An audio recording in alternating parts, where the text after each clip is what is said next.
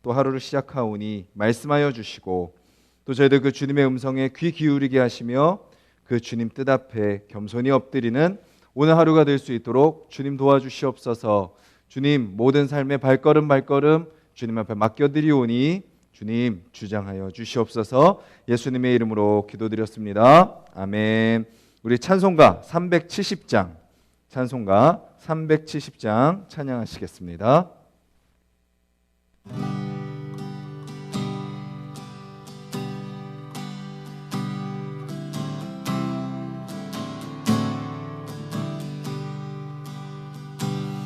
주 안에 있는 나에게 딴 근심이 있으랴. 십자가 밑에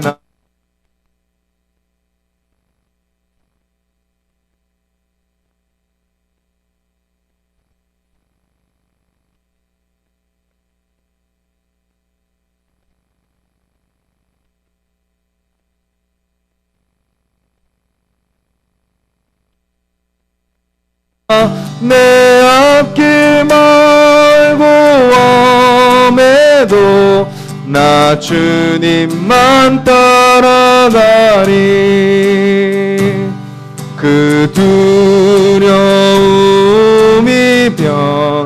변하여 내 기도 되었고 전날의 한숨 변하여 내 노래 되었네.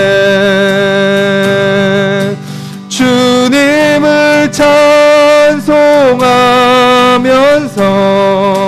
할렐루야 할렐루야. 내 앞길 멀고 엄해도 나 주님만 따라가리. 내 주는 자비하셔서 늘 함께 계시고 내 궁핍함을 아시고 늘 채워주시네.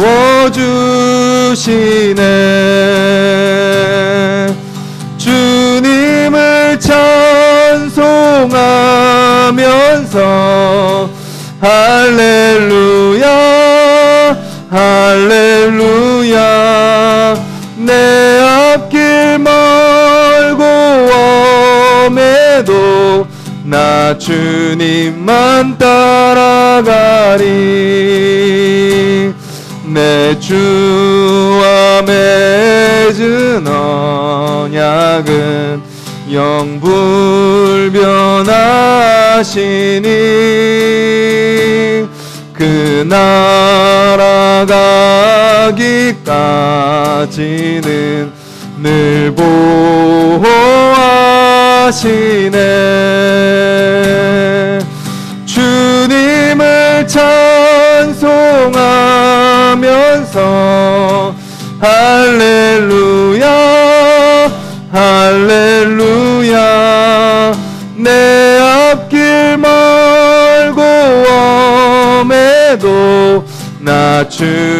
주님만 따라가니 주님을 찬송하면서 주님을 찬송하면서 할렐루야 할렐루야 내 앞길 멀고 험해도 나 주님만 따라가니.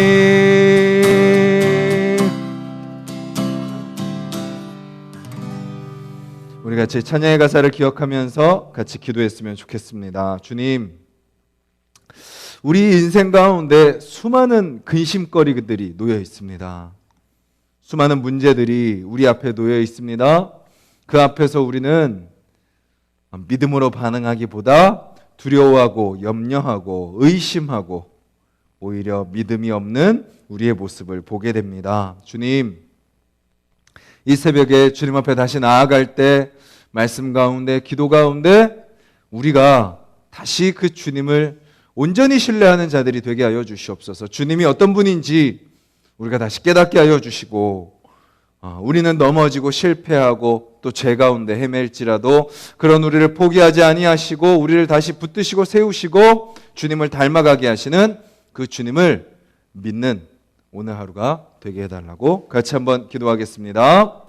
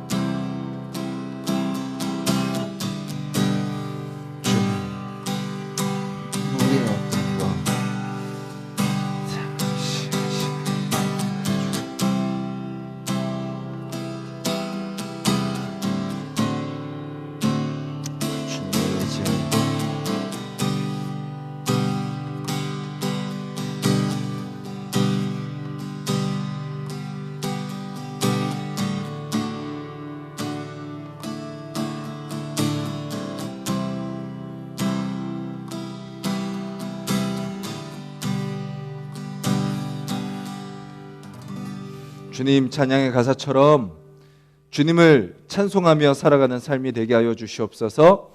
우리 현실 가운데 어떠한 일이 놓이고 어떠한 문제들이 놓이고 그 앞에서 반응하는 우리의 모습이 때로는 믿음이 없이 연약하고 또 죄 가운데 헤매는 모습이라 할지라도 그런 우리를 다시 붙드시고 회복시키시며 일으키시고 다시 나아갈 힘을 주시고 다시 기대와 소망을 품게 하시는 주님을 찬송하면서 오늘도 할렐루야 주님께 영광 올려드리는 귀한 하루가 되게 하여 주시옵소서. 예수님의 이름으로 기도드렸습니다. 아멘. 오늘 함께 보실 말씀은 창세기 12장 말씀입니다.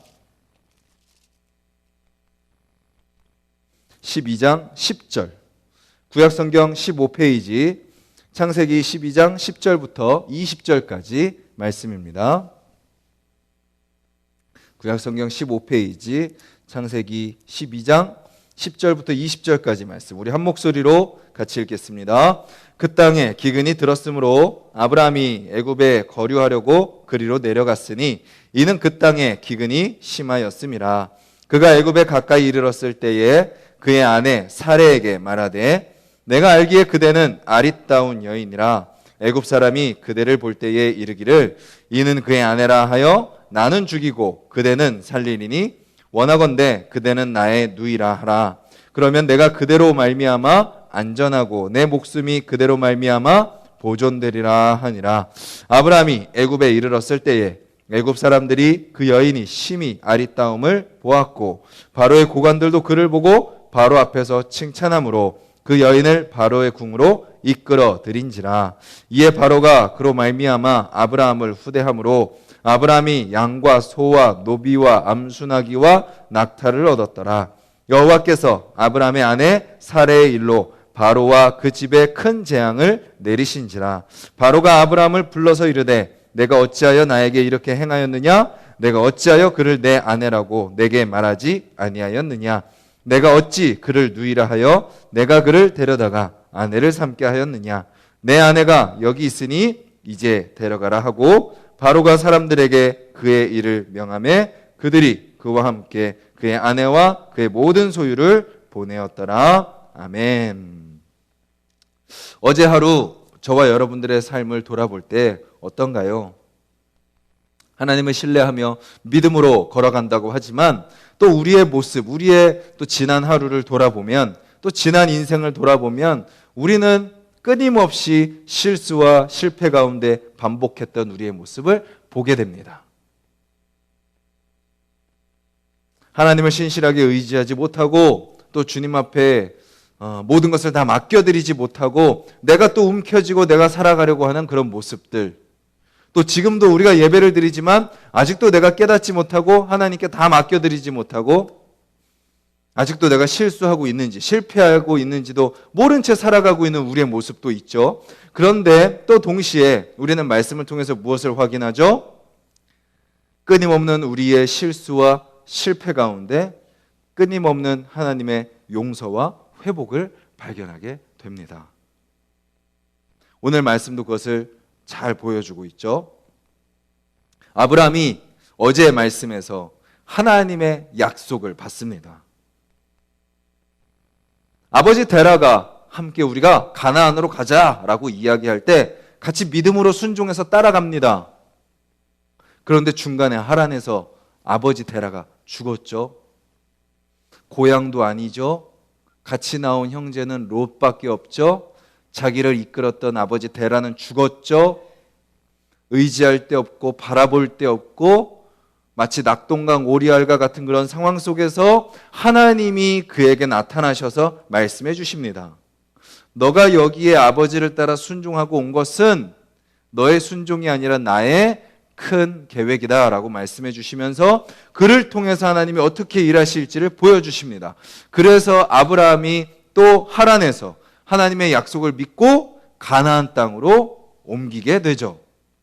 그곳에 와서 제단을 쌓고 여호와의 이름을 부르더니 라고 하고 어제 내용이 마쳤습니다. 그리고 오늘 본문에 보면 이렇게 이야기가 시작이 돼요. 10절에 그 땅에 기근이 들었으므로, 믿음으로 반응하여 가나안으로 온 아브라함 앞에 이제 현실적인 문제가 생기는 거죠. 가나안 땅은요, 우기와 건기로 나눠져 있습니다. 그래서 건기는 계속 건조하죠. 근데 우기에 비가 내리지 않으면 큰 문제가 생기는 거죠. 그래서 가나안 땅에는요, 자주 기근이 찾아옵니다. 나중에 야곱의 시대에도 뭐가 찾아오죠? 큰 기근이 찾아오게 되죠. 이때도 마찬가지였습니다. 비가 내리지 않는 거죠. 큰 기근이 찾아옵니다.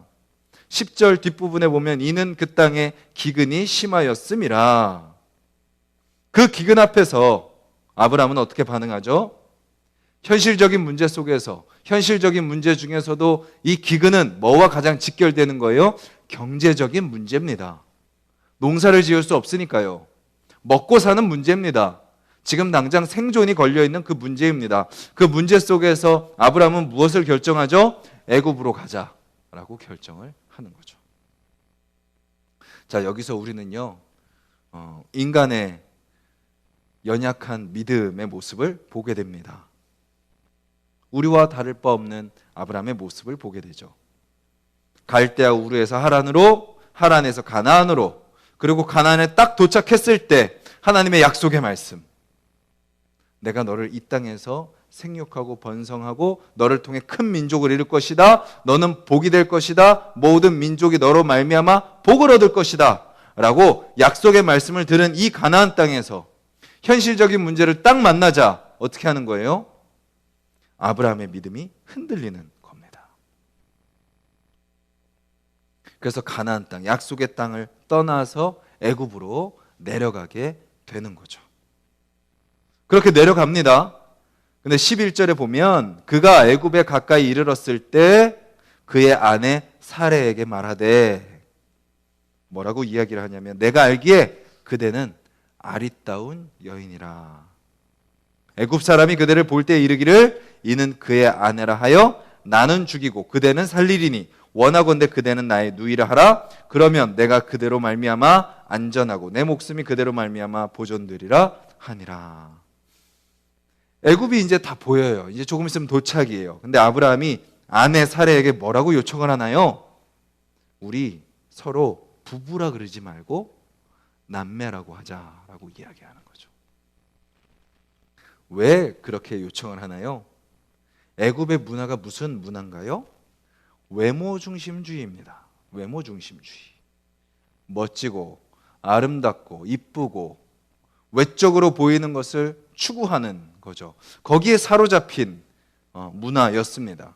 그리고 또 어떤 문화예요? 권력 중심주의, 권력 지상주의예요. 권력이 있는 사람은 권력이 없는 사람에게 함부로 할 수 있는 그런 문화인 거죠. 뭐 도덕이나 뭐 서로 이렇게 배려한다거나 뭐 서로의 것을 지켜준다거나 그런 게 없는 문화예요. 철저한 약육강식의 문화였던 거죠. 다른 사람의 아내가 아름다우면 힘이 있는 사람이 뺏어올 수 있는 거죠. 그리고 심지어 뭐까지 할 수 있는 거예요? 뺏어오는 과정 속에서 살인도 일어날 수 있는 상황. 그런 문화가 바로 애굽의 문화였던 것입니다. 그 문화를 아브라함도 안 거죠. 그래서 어떻게 한 거예요? 살기 위해 어쩔 수 없이 취한 방법이 사라가 아내가 아니라 이복, 누이다라고 이야기하는 것이었습니다. 근데 실제로요, 창세기 20장 12절을 가면 아브라함과 사레는 실제로 사촌 간의 그 누이 또 그런 관계였다는 것을 우리는 또 알게 되죠. 그런데 명백한 건 뭐예요? 아내라는 것을 이야기하지 않은 겁니다. 여기서 또 우리는 아브라함의 흔들리는 믿음을 보게 됩니다. 약속의 땅에서 하나님을 의지하고 인내하고 하나님을 기다리고 기도하며 하나님의 뜻을 구하며 그 땅에서 신실하게 하나님을 붙들어야 될 아브라함이 현실적인 문제 앞에서 세상을 바라보고 풍족해 보이는 애굽으로 내려갔던 그 모습, 또 이어서 나타나는 어떻게 보면 더 현실적인 모습, 당장 생명의 위협을 느낄 수 있는 그 애굽의 외모지상주의, 권력지상주의, 또 생명을 소중하게 여기지 않는 그 문화 속에서 살기 위해서 또 어떻게 하는 거예요? 아내를 누이라고 하는 그런 모습. 즉 하나님을 의지하지 않고 세상을 두려워하는 모습인 것입니다. 현실적인 문제 앞에서, 경제적인 위협과 생명의 위협 앞에서 하나님의 방법이 아닌 세상의 방법, 인간의 방법을 선택하는 그런 모습을 우리는 아브라함을 통해서 보게 됩니다. 드디어 애굽에 도착합니다. 예상한 일이 일어나죠. 사레는 어떤 여인이었어요? 14절에 보면 아브라함이 생각한 것보다도 더 어떤 여인이었던 거예요? 심히 아리따운 여인이었던 거예요. 이때 사레의 나이가 몇 세냐면요, 65세입니다. 65세. 근데 사레는 아직 뭐 하지 않았어요? 출산하지 않았기에 아직도 그런 아름다움이 남아 있었던 거죠.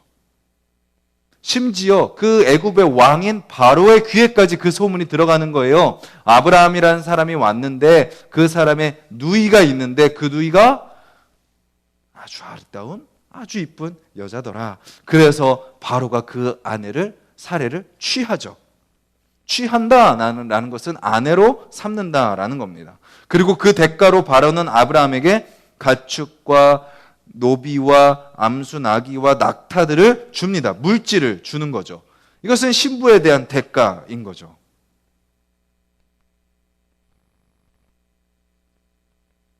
여기서 우리는 또 한 가지를 보게 됩니다. 무엇인가요? 아브라함은 믿음이 흔들렸습니다. 하나님을 신실하게 의지하지 못했습니다. 인간의 방법을 택했습니다. 근데 그 과정 속에서 하나님은 어떻게 하시는 거예요? 우리의 상식과 우리의 생각과 우리의 방법과 다르게 하나님은 일하세요. 오히려 그 과정을 통해서 하나님은 아브라함에게 물질을 채워 주시는 것을 보게 됩니다. 어떻게 보면 아내를 아내라고 하지 않고 속임으로써 물질을 얻는 것처럼 보일 수 있어요. 그런데 그게 누구의 모습이에요? 우리 인간의 모습인 거죠. 내가 살아남기 위해 속이고 내 욕심을 채우기 위해 감추고 내가 어떻게 위기를 모면하기 위해 인간적인 방법을 택하는 우리의 현실적인 모습을 아브라함을 통해서 보여주시는 거죠. 그런데 그 과정 속에서 하나님은 어떻게 하세요?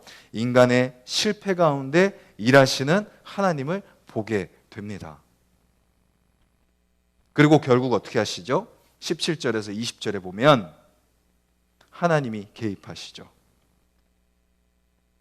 바로의 집에 재앙을 내리십니다.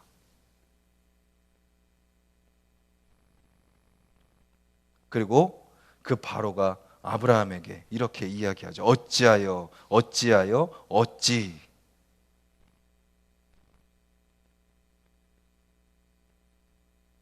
이 과정 속에서 아브라함의 그 연약한 믿음 속에서 아내인 사레가 바로에게 아내로 들어가고 어떻게 보면 그 가정이 깨어지고 어떻게 보면 그 하나님의 약속이 아브라함의 가정을 통해서 이루고자 하시는 그 하나님의 계획이 인간의 불신앙으로 인해서 깨어질 수 있는 그 상황 속에서 하나님이 어떻게 하시는 거예요? 개입하셔서 그것을 막으시고 인간의 실패가 하나님의 실패로 이어지지 않도록 하나님이 일하시는 것을 보게 되는 것입니다. 그러니까 우리는 무엇을 보게 되죠? 우리는 실패합니다. 우리는 실수합니다. 우리는 죄를 짓습니다. 근데 그것이 하나님의 실패와 하나님의 계획에 걸림돌이 되지 않는다라는 것을 우리는 보게 되죠. 우리는 연약하고 우리는 넘어지고 우리는 실패해도 하나님은 뭐 하시는 거예요? 하나님은 끊임없이 일하신다라는 것입니다. 우리는 신실하지 못하고 우리는 하나님 앞에 믿음으로 반응하지 못해도 하나님은 어떻게 하시는 거예요? 하나님의 계획을 이루어 가시는 거예요. 우리 눈앞에 우리의 현실 속에 여러 가지 문제들이 보입니다. 때로는 하나님 살아계십니까? 하나님 일하고 계신 거 맞습니까? 하나님이 계시다면 어떻게 이런 일들이 일어납니까? 라고 싶은 현실들이 우리 눈앞에 있을 수 있습니다. 그 앞에서 우리는 어떻게 반응하죠? 예배를 드리고 하루를 시작하지만 하나님을 온전히 신뢰하지 못하고 또 넘어지는 우리의 불신앙들이 있습니다. 그래서 기독교인이 왜 저래? 하나님 믿는 사람들이 왜 저래? 이야기를 들을 수 있고 또 우리 스스로도 하루를 돌아볼 때 내가 하나님 믿는다고 하면서 전혀 하나님의 백성다운 모습이 보이지 않는구나 자책이 될 수도 있지만 하나님은 어떻게 하시는 거예요? 그럼에도 불구하고 일하시는 분이시다라는 거죠. 놀랍게도 누구를 통해서요? 그렇게 실수하고 실패하고 죄 가운데 넘어지는 자들을 통해서 일하시는 분이시다라는 것입니다. 하나님은 우리의 연약함을 아시고 우리의 연약함 가운데 개입하시고 일하시는 분이시다라는 것입니다. 그런데 이것이 완악함으로 가서는 안 됩니다. 그러면 내가 어떤 죄를 져도 하나님이 다 알아서 하시겠지 라는 완악함으로 가면 그것은 또 다른 문제입니다. 뭐예요? 현실 가운데 세상 속에서 내 힘으로 감당할 수 없는 연약함 속에서 하나님이 일하신다라는 것을 우리는 보게 되는 거죠. 오늘도 우리가 하루를 살아갑니다. 여러 가지 일들을 만납니다. 여러 가지 관계 속에서 우리는 또 수없는 서로 반응 속에서 살아갑니다. 그 속에서 우리는 어떤 모습으로 살아가야 될까요? 믿음으로 살아가는 겁니다. 아까도 찬양으로 고백했듯이 그 두려움이 변하여 내 노래가 되고 주님을 찬송하면서 할렐루야 할렐루야 살아가야 됩니다. 그것이 오늘 저와 여러분들에게 주시는 하나님의 말씀이에요. 아브라함의 흔들리는 그 믿음의 모습을 보여주면서 우리에게 뭘 말씀하시는 거예요? 너희들은 오늘 흔들리지 말아라 라고 말씀하시는 거예요. 실제적인 문제가 우리 눈앞에 닥쳐도 현실적인 어려움이 다가와도 그 속에서 하나님을 신뢰하며 살아라 라고 말씀하고 계시는 거죠. 그런데 우리는 또 무엇을 바라볼 수 있어요? 어제의 실수와 실패 가운데 우리가 자책하고 절망하고 괴로워하고 낙심하여 거기에 머물러 있지 않을 수 있는 이유는 그러한 연약함을 하나님이 아시고 다시 오늘 우리를 일으켜 주시기 때문이다 라는 것입니다. 그 주님과 함께 걸어가는 저와 여러분들이 되기를 간절히 소망합니다. 하나님이 오셔서 아브라함에게 개입하시고 아브라함을 지키시고 보호하셨듯이 우리는 무엇을 알 수 있나요? 예수 그리스도의 십자가의 보혈이 이미 우리에게 부어지고 그 피로 우리의 죄가 씻어지고 우리가 그 주님의 자녀다운 모습으로 살아갈 수 있는 사람이 되었다. 그 길이 열렸다라는 것을 우리가 기억하면서 그 십자가의 사랑, 나를 위해 대신 목숨을 내어주신 그 사랑으로 말미암아 오늘 내가 다시 일어섭니다. 주님, 어제보다 오늘 더 주님 앞에 가까이 나아가게 하시고 또 어제보다 오늘 더 실수하고 더 실패하고 넘어질지라도 그럼에도 불구하고 나를 통해서 일하기를 원하시는 그 주님과 함께 동행하며 다시 일어나 살아가는 나의 삶이 되게 하여 주시옵소서. 기도하며 나아가는 오늘 새벽이 되기를 간절히 소망합니다. 우리 같이 말씀을 기억하면서 기도하겠습니다.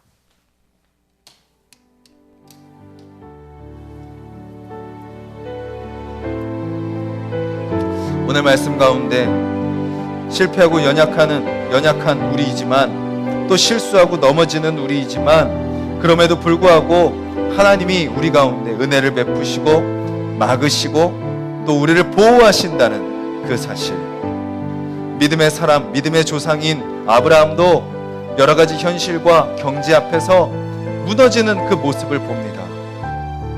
주님, 하지만 하나님께서는 그 아브라함의 실수와 실패 속에서 함께 하시고 오히려 그에게 은혜를 베푸시고 그를 보호하시는 것을 보게 됩니다. 오늘 우리가 이 자리에 예배를 드릴 수 있는 이유가 무엇인가요? 그 하나님의 보호하심, 그 하나님의 은혜, 그 하나님의 지키심이 없었다면 우리는 지금 이 자리에 있을 수 없다라는 것을 또한 깨닫게 됩니다. 오늘도 우리가 살아갈 때 자신이 없습니다. 또 너무나도 쉽게 무너질 수 있습니다. 너무나도 쉽게 실수할 수 있고 실패할 수 있습니다. 그런데 우리가 기억해야 될 것은 무엇인가요? 그 순간 그 자리에 하나님이 함께 계시다